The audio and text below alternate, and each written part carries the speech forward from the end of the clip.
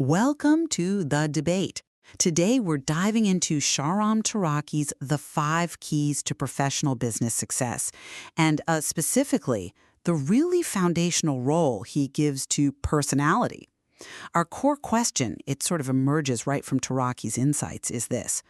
Does true business success start with a transformed professional personality, the outward thing you see?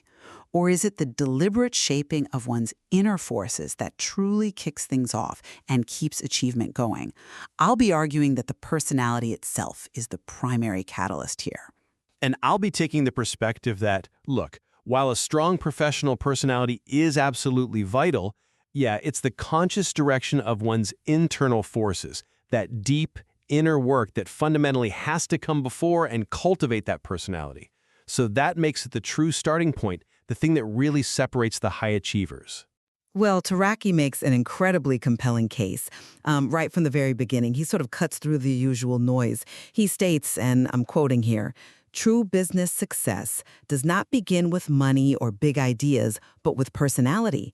He goes further, emphasizing that our personality, especially what he calls our inner voice, that internal talk and self-image driving our actions, is the foremost element in business.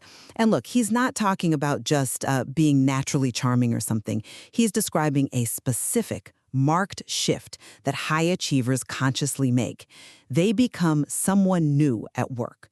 This profound transformation, he argues, is what directly attracts every pathway to success. So the personality in its reshaped professional form, that is the key. I absolutely see why that immediate, observable shift feels like the driver. Taraki definitely highlights its importance, no doubt. But I come at it from, a slightly different angle, really looking at how that personality actually gets built. He meticulously details these two fundamental forces inside us. The commanding force, which is our intention, our conscious will, sort of the captain of our internal ship, right? And the obedient force, our physical brain and body, like the crew ready to follow orders. And crucially, Taraki explicitly states that before the obedient force can effectively take over, individuals must first brought the commanding force under control. Now that tells me that the professional personality isn't just a starting point out of nowhere. It actually emerges from this internal mastery, the strength of the commands you give your mind.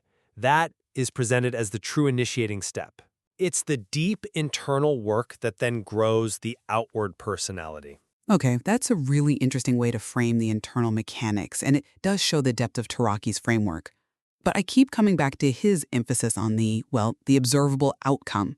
You argue for internal mastery coming first, but Taraki seems to strongly emphasize the external manifestation as the key.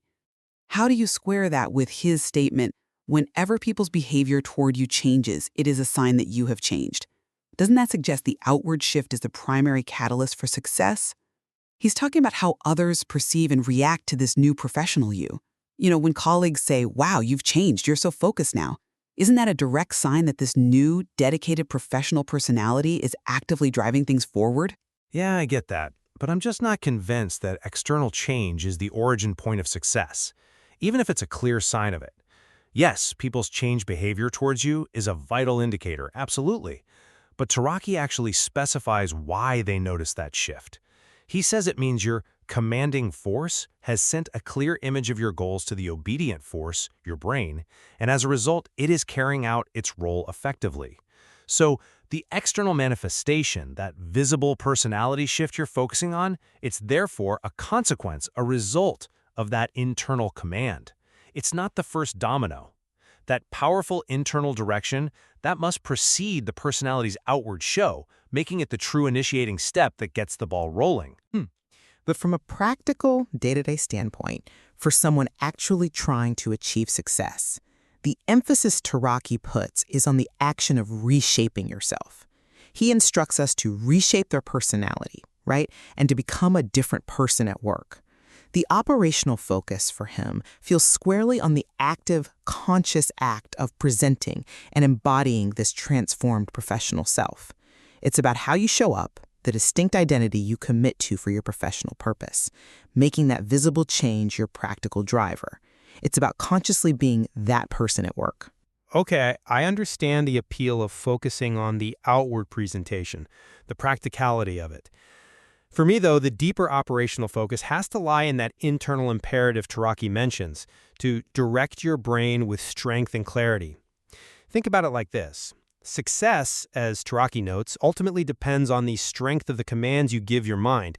It's not just about the outward show of a reshaped personality, which, let's be honest, could be kind of superficial or maybe not last if it doesn't have that true internal grounding. It's about that deep internal discipline, that rigor, to consistently issue those strong, clear commands to your obedient force. That's what produces and then sustains the consistent, powerful professional personality over the long haul. Right. Look, both perspectives, they're deeply grounded in Taraki's really insightful work, and they both illuminate these profound internal elements crucial for professional achievement, for what really sets achievers apart. My position champions the distinct, transformed professional personality as the primary catalyst, that outward manifestation that directly attracts success, proving, as he says, that success doesn't start with the usual suspects like ideas or money, but with who you consciously become in your professional role.